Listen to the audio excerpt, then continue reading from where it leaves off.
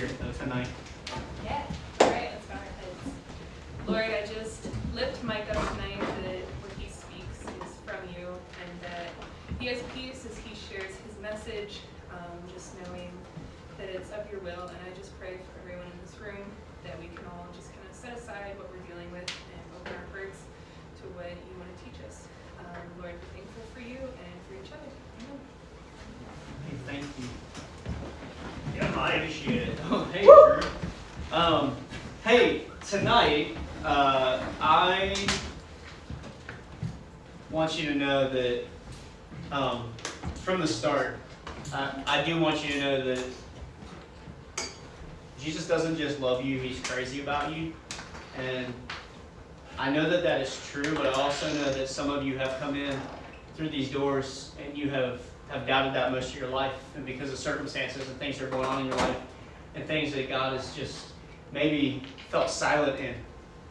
You haven't embraced that, but I want you to know that we love you and that God loves you, and that's what matters. And tonight, I want you to know that I'm pretty distracted. I need you to know that from the start. And if I can't stand up here and be honest with you guys, and real with you guys, I would expect you to do the same in my life. And tonight, we're going to talk about something that's going to be maybe a little bit difficult to talk about. And because we don't talk about these kind of things very much. Tonight's theme is becoming whole. And I want you to know from the start that there's some things that happened this week in my life and some friends' lives that are just heartbreaking. And I need you to know that this message that I'm going to share with you tonight is coming from personal experience throughout my life and even the last 2 days. And I stand before you right now, and my heart is broken for a friend right now. And I can just be honest about that with you. And you don't need to know the details or anything like that, but I can tell you that this is coming from a place of actual, right now, experience. This isn't this thing where it's like, oh, 10 years ago, this thing happened to me, and I, got through it because God helped me. No, this is like right now for a lot of people in this room too. And so, one of the things that I want you to know is you probably have no idea what we're talking about tonight when I say we're talking about becoming whole. And so there's a word in the Bible that is translated peace over and over again in the Bible that actually doesn't mean what we think peace means. And so I want to show you this 3-minute video real quick that will help explain these words in the Bible. One of the words is shalom, and one of the words is irene. And this little short video is going to, with cartoons and moving things, and it's really creative. It's a lot cuter than me, so please enjoy it. Stop. The word peace is common in most languages. People can talk about peace treaties or times of peace. It means the absence of war. And in the Bible, the word peace can refer to the absence of conflict, but it also points to the presence of something better in its place. In the Old Testament, the Hebrew word for peace is shalom. And in the New Testament, the Greek word is eirene. The most basic meaning of shalom is complete or whole. The word can refer to a stone that has a perfect, whole shape with no cracks. It can also refer to a completed stone wall that has no gaps and no missing bricks. Shalom refers to something that's complex with lots of pieces that's in a state of completeness, wholeness. It's like Job, who says his tents are in a state of shalom because he counted his flock and no animals were missing. This is why shalom can refer to a person's well-being. Like when David visited his brothers on the battlefield, he asked about their shalom. The core idea is that life is complex, full of moving parts and relationships and situations, and when any of these is out of alignment or missing, your shalom breaks down. Life is no longer whole, it needs to be restored. In fact, that's the basic meaning of shalom when you use it as a verb. To bring shalom literally means to make complete or restore. So Solomon brings shalom to the unfinished temple when he completes it. Or if your animal accidentally damages your neighbor's field, you shalom them by giving them a complete repayment for their loss. You take what's missing and you restore it to wholeness. The same goes for human relationships. In the book of Proverbs, to reconcile and heal a broken relationship is to bring shalom. And when rival kingdoms make shalom in the Bible, it doesn't just mean they stop fighting, it also means they start working together for each other's benefit. This state of shalom is what Israel's kings were supposed to cultivate, and it rarely happened. So the prophet Isaiah, he looked forward to a future king, a prince of shalom. And his reign would bring shalom with no end. A time when God would make a covenant of shalom with his people and make right all wrongs and heal all that's been broken. This is why Jesus' birth in the New Testament was announced as the arrival of eirene. Remember, that's the Greek word for peace. Jesus came to offer his peace to others, like when he said to his followers, "My peace I give to you all." The apostles claimed that Jesus made peace between messed up humans and God when he died and rose from the dead. The idea is that he restored to wholeness the broken relationship between humans and their creator. This is why the apostle Paul can say Jesus himself is our eirene. He was the whole complete human that I am made to be but have failed to be. And now he gives me his life as a gift. And this means that Jesus' followers are now called to create peace. Paul instructed local churches to keep their unity through the bond of peace, which requires humility and patience and bearing with others in love. Becoming people of peace means participating in the life of Jesus, who reconciled all things in heaven and earth, restoring peace through his death and resurrection. So peace takes a lot of work, because it's not just the absence of conflict. True peace requires taking what's broken and restoring it to wholeness, whether it's in our lives, our relationships, or in our world. And that's the rich biblical concept of peace. There you go. So these two words, shalom and eirene, they literally mean to become whole, to be made whole. And some of you guys have already figured out that you have a couple puzzle pieces in your hands. Some of you might have walked in late. Who didn't get one? Oh, you got one or two. I'm going to grab one for my friend here. And so here's the deal. You should have a marker and two puzzle pieces. This puzzle piece, this puzzle is actually an actual puzzle. These are pieces of one puzzle. This is what it's supposed to look like. Isn't that beautiful? A day at the park, all the friends gathered together. Isn't that lovely? And so some of you got two pieces that fit together, right? Hold them up if you got two pieces that fit together. Yeah, sweet. Part of the puzzle is shalom. The two pieces you hold are in a state of shalom or eirene. They're whole together, but this whole puzzle is not together. And so here's what I want you to do. Just take one moment, and because this puzzle is not whole, I want you to just take the two pieces you have. If they're together, split them apart. You're going to write your name on one of the puzzle pieces, and you're going to write another person's name that is not in this room on the other puzzle piece. It can be any name. Try to put them on the front where there's writing, or that's going to be the part that's out. And so even if it's like not a great pen and it's not going to show up, maybe borrow a pen from a neighbor, but do the best you can. And just put your name on one of them and put someone else's name on the other. And then here's what we're going to do with these. This puzzle is not whole and is living in a lack of shalom or eirene. We are going to make it whole. And so what you're going to do when you write these names on there, you are going to just pass them to the middle. And Morgan is going to grab them in her cute little basket. Let's hear it from Morgan. Here she is in her cute little basket. Just put them in there. And Morgan is going to do the hard work during our time together of bringing this puzzle into a state of shalom or wholeness. And so just put those in there, and we're going to see what the finished product is at the end. But here's the thing. As Morgan is grabbing those and you pass them down, you could just, she's making her way around. She's like Little Red Riding Hood. This is just beautiful. Isn't she? Let's just cheer her on.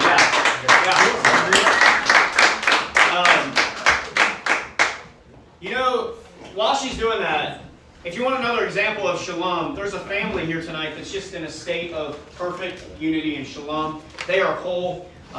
Bryce, not only did he give his basketball tickets to his mom and dad so they could go on a date, he drove his mom here to meet his dad and walked her down to the game. Come on. That's a man. Yeah.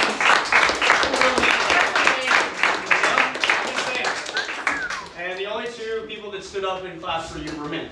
Your best friends. I love it. And so, yeah, I'm proud of you. family in a state of shalom right now.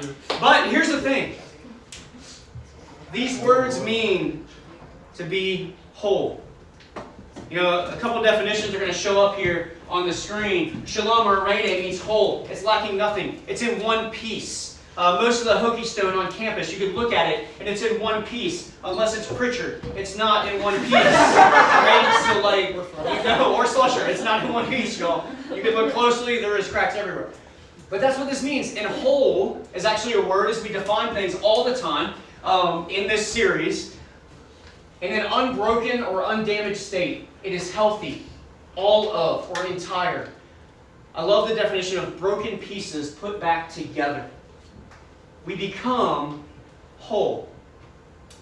And I want you to see a picture that I would use to describe my relationship with God. And this picture doesn't show up incredibly well, but you can see that this is a bicycle, and it's broken. For most of my life, this is how I viewed my relationship with God and viewed my faith in Jesus. Just a broken bicycle that needed to become whole again. But you know what? I stayed in that state for a long time because I kept fighting what God wanted to do to make me whole. Because it was too hard. It hurt too bad. There were too many emotions involved. There was too much tension. And I just kind of sat there as this broken bicycle, needing his pieces to be put back together. And I've only in the last few years started allowing the Lord to come into places and begin putting me back together.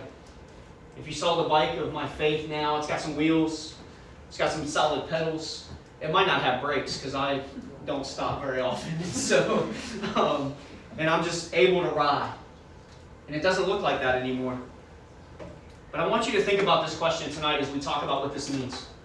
Will you actually embrace becoming whole? Will you allow Jesus to become your shalom, your reine, and bring you back to wholeness? And this is much harder than just talking about it. I believe that Jesus was a person that we could describe as whole. And I don't mean this in the way of his perfection. Jesus was the epitome of shalom or reine. Jesus was a whole person. And I believe what this means is he felt everything. Have you ever thought about that? That Jesus was like a human being and he felt everything that you feel. He felt every emotion. He felt the weight and the heaviness of every single thing that you have ever felt. And in fact, he was actually tempted in every way you are and didn't fall. It says in Hebrews 4:14 through 16, there's a couple of verses that are just going to show up. It says this: Jesus, the Son of God, we have a high priest in him who is able to sympathize with our weaknesses. He has been tempted in every way, yet was without sin. We can then, with confidence, draw near to him, to his throne of grace, because we'll find mercy and grace in our time of need. Jesus understands every feeling. Jesus was a whole person. He didn't turn on like the God stuff and just, was never like tempted or felt any emotions. When things got hard, he didn't just like stop being human. And one of the greatest stories I love is this one. It says in John 11:34 through 38, it says this: Jesus has gone to the home of his friends Mary, Martha, and Lazarus is dead. He had gotten word that Lazarus was sick, and by the time he got there, Lazarus was dead. And this was the family that I believe in the Bible he was closest to. I think he was closer to them than his disciples. I think he loved them. I think they loved him. I think he was at their house all the time. I think there was this relationship that was such a bond. And Lazarus, his friend, is dead. And it says this in verse 34. Jesus said to the people, "Where have you laid Lazarus?" They said to him, "Lord, come and see."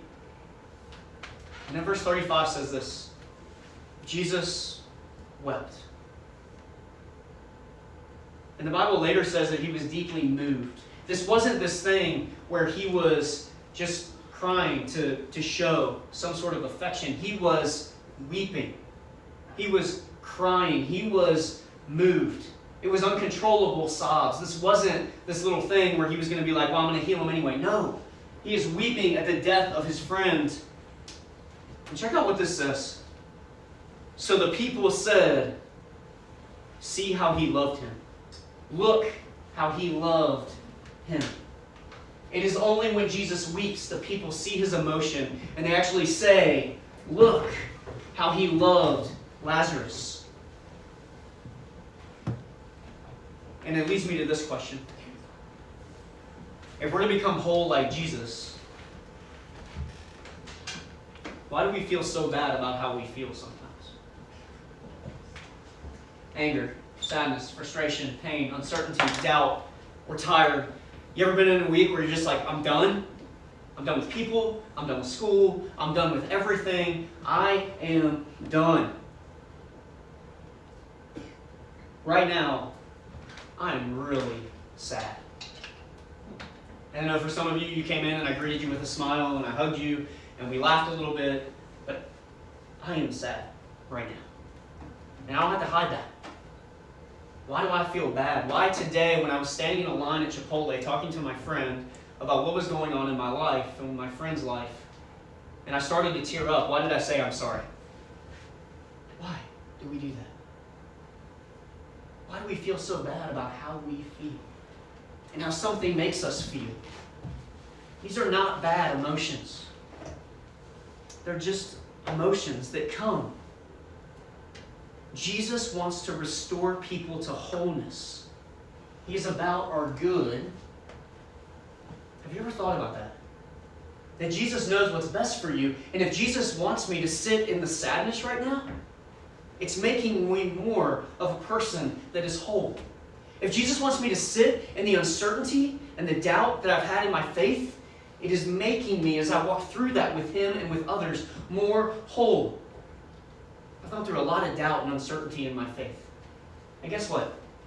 At some point, my daughter, who's 14 years old, is going to come to me and say, Dad, I don't know if God exists.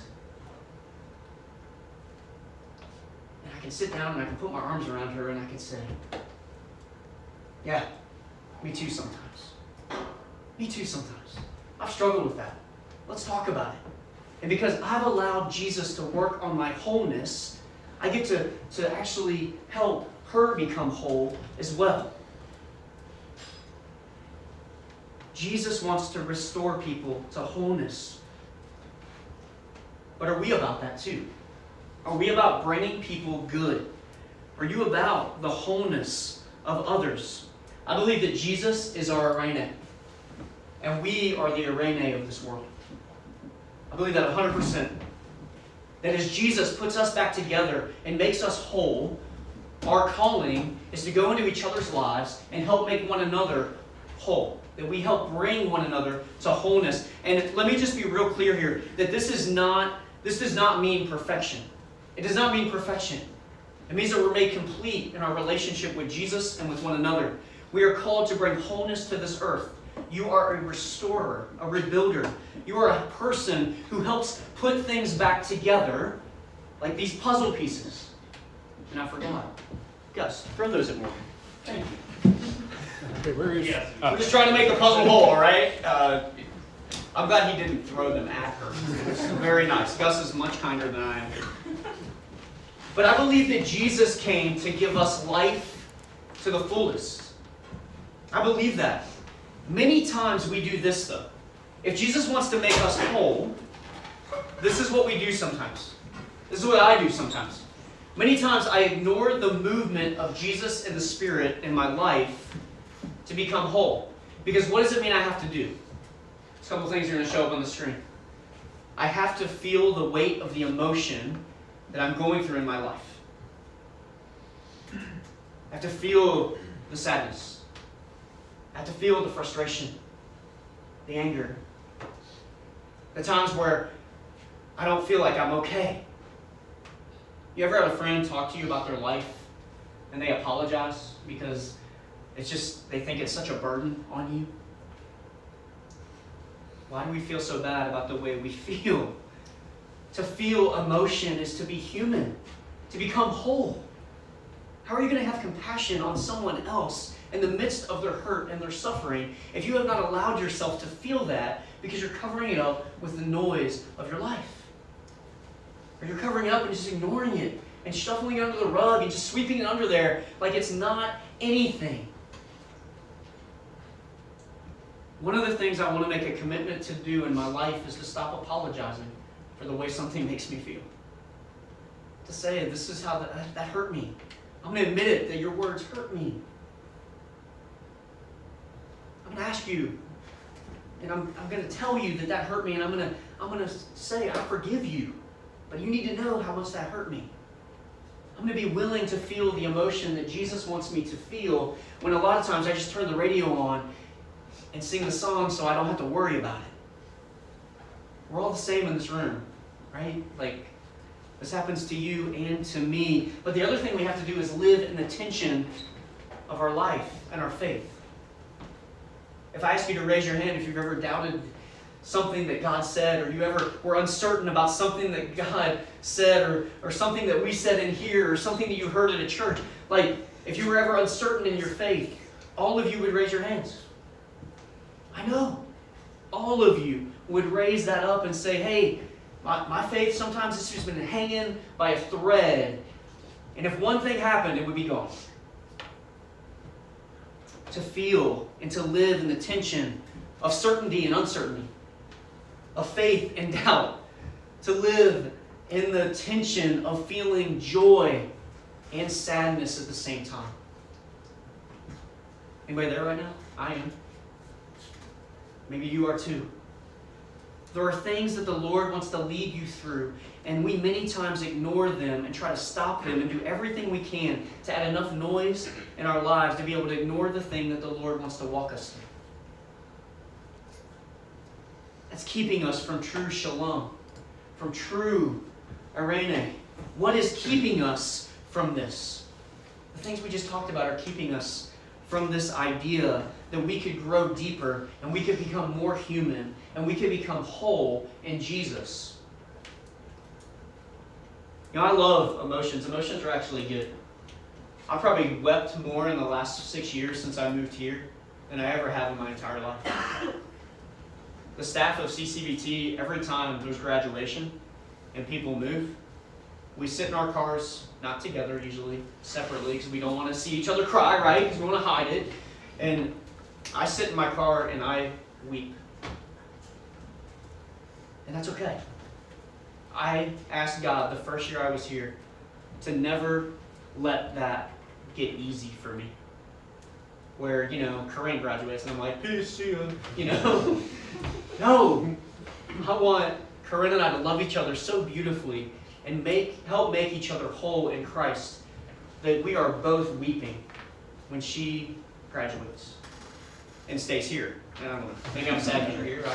I don't know. But it's a joke, guys. Come on. Okay. But emotions are good. Remember that movie Inside Out? You know the moment that, sorry about this, but the moment that all hell breaks loose is when joy tries to dominate.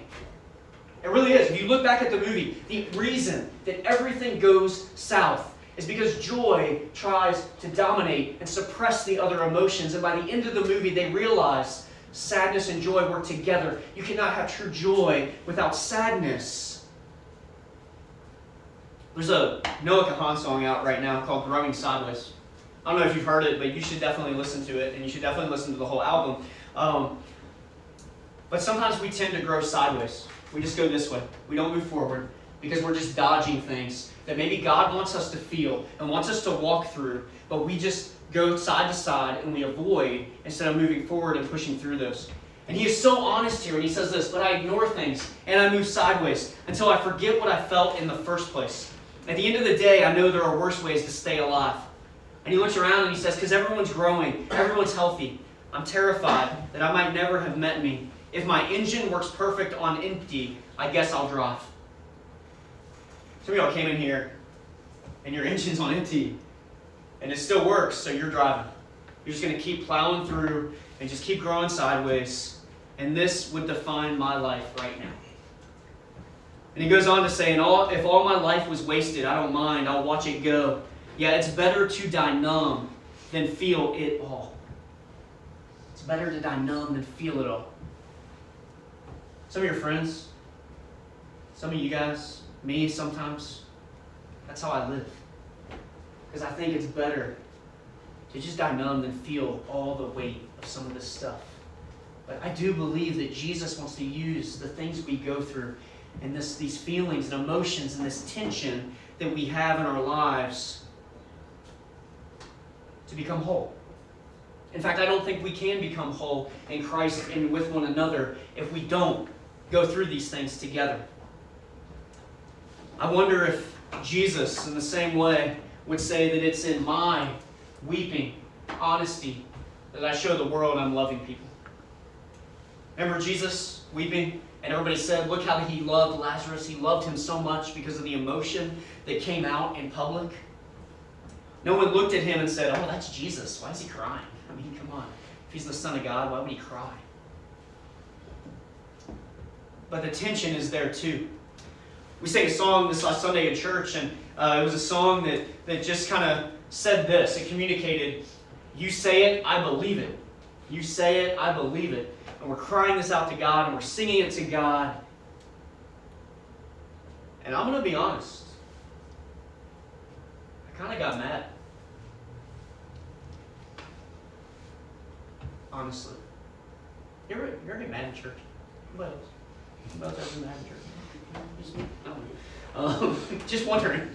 It's like just me. Yeah, it's just you. Yeah. And so, here's the thing. This is why I got mad. Because what if the song of my life in that moment is, not you said it, I believe it. What if my song in that moment is, you said it, I doubt it, actually. I'm living in this tension where I'm not sure and I'm uncertain, and you said it, and I'm actually pissed. I don't know what to do with that. You said it, I'm uncertain. You said it, but I'm just waiting. Now, this isn't all the time. There are times where we are so close to God and to Jesus that it's like, oh, this is amazing. There's times where we're filled with joy. But part of becoming whole is allowing the Lord to search our heart and our mind and our soul and being honest. I know there was people in that church that their song was different than what was being portrayed. And I know that some of them raised their hands and sang that to God. And we're really struggling.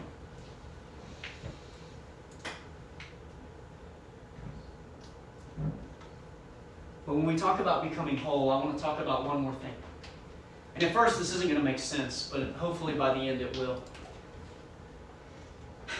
Part of becoming whole is allowing Jesus, the gardener, to work in our lives and search our hearts.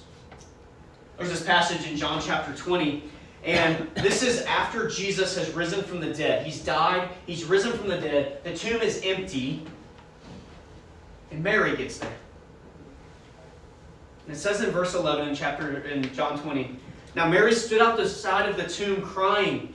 As she wept, she bent over to look into the tomb and saw two angels in white seated where Jesus' body had been, one at the head and the other at the foot. They asked her, woman, why are you crying? They have taken my Lord away, she said, and I don't know where they have put him. At this, she turned around and saw Jesus standing there, but she did not realize that it was Jesus. He asked her, woman, why are you crying? Who is it that you're looking for? This has become one of my favorite verses in the Bible. It just moves me in a way that,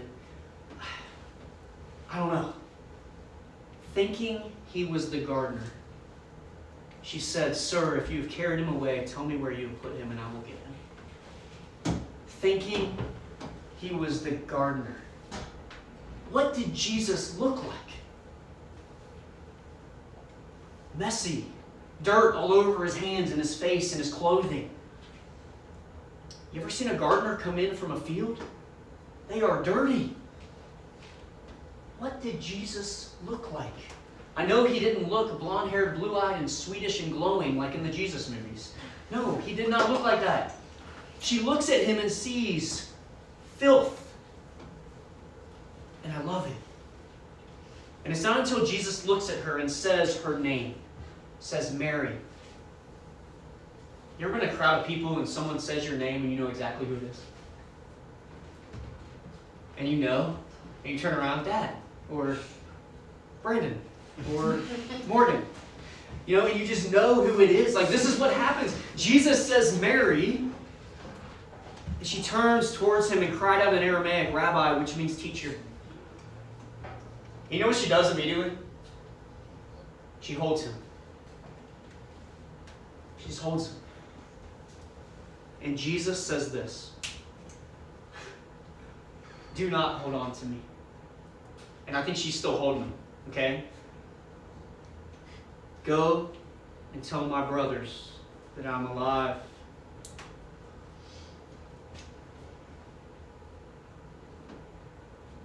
She lets go, and she goes. Imagine the emotion and the tension of that moment.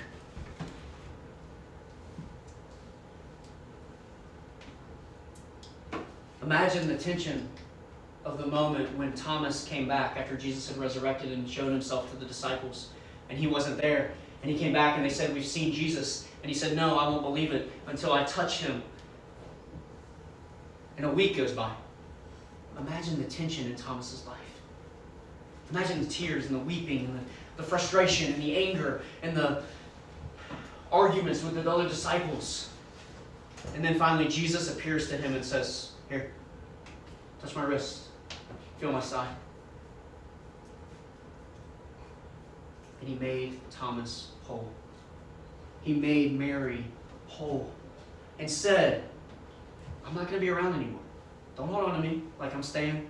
No, we're not having Thursday night dinners at my house anymore. All right? Or your house, because I don't have a house. That's right, Jesus. Yep, your house. Jesus just invited himself places, which I think is awesome. And so, said it's not going to be like it was, but it's going to be better.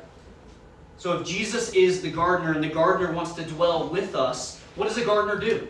Think about it just for a second. What does a gardener do? A gardener plants, tends to, cares for, checks on, waters, nurtures, digs up, replants, digs in the dirt, brings in the harvest, rejoices in the fruit, mourns the loss, and tries to revitalize that plant and replant.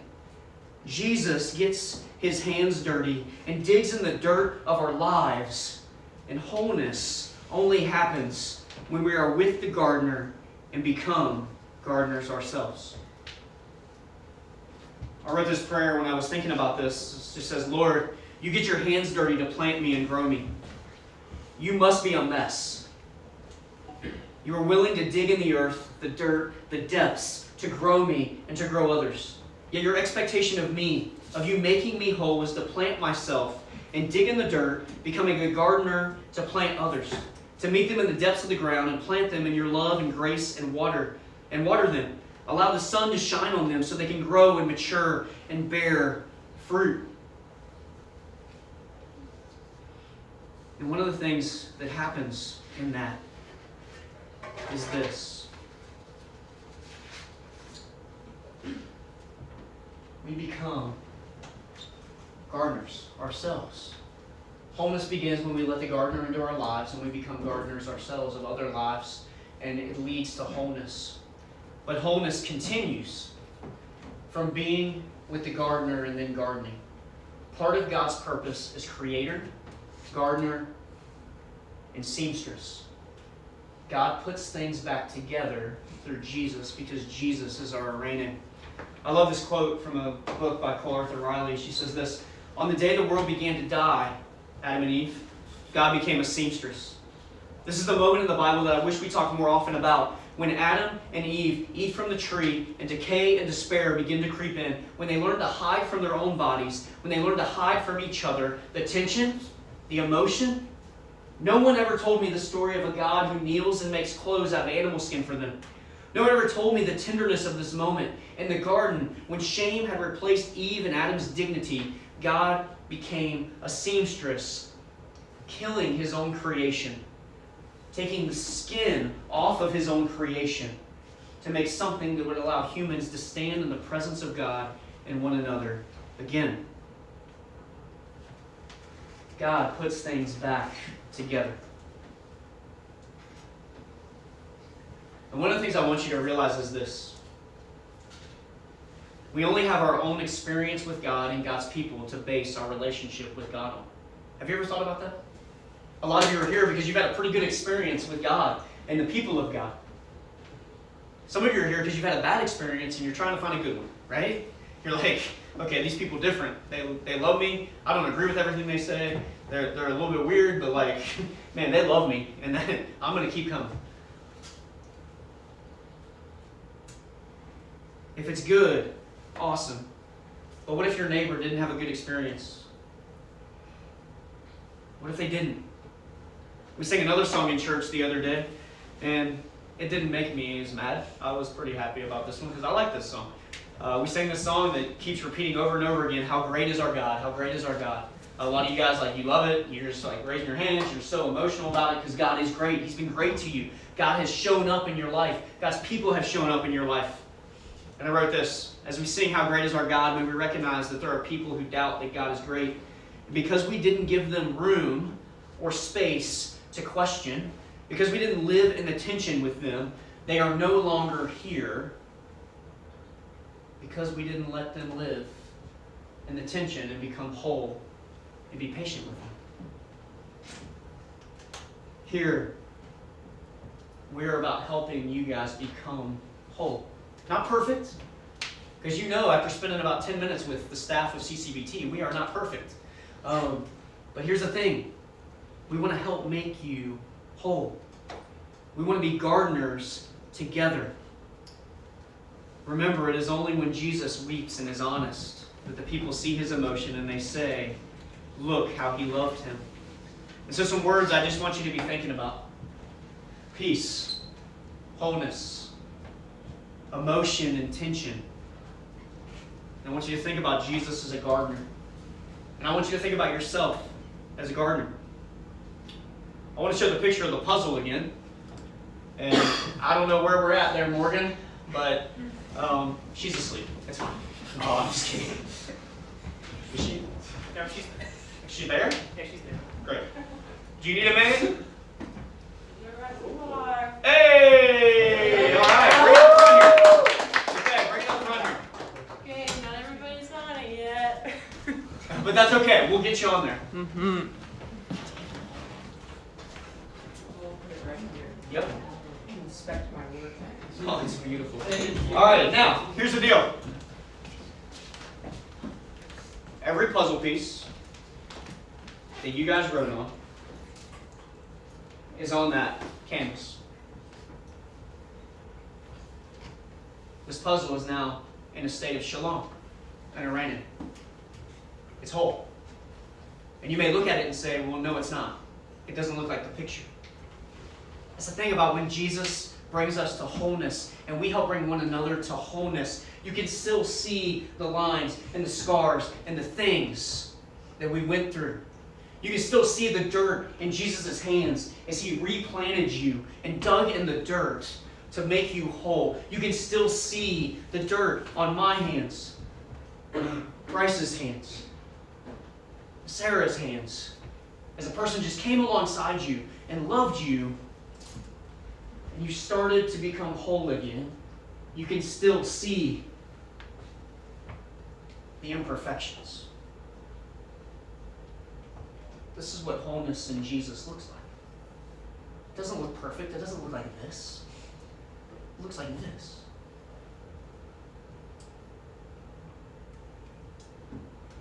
It looks beautiful, doesn't it? Scars and all its imperfections. Where we don't really know who's next to this penguin, right here. We don't know that dude, what kind of hair he's got. It's just, I love it. To me, this looks way better than that. Because this is what people try to portray all the time in Christian communities. And this is the reality of what it looks like for Jesus to make us whole. Just a couple final thoughts. I'm going to show up on the screen this next slide. Are you a gardener? Are you helping restore wholeness to the people around you? Are you allowing them to help restore you to wholeness? Are you bringing shalom and arene? Will you become whole and help others to become whole?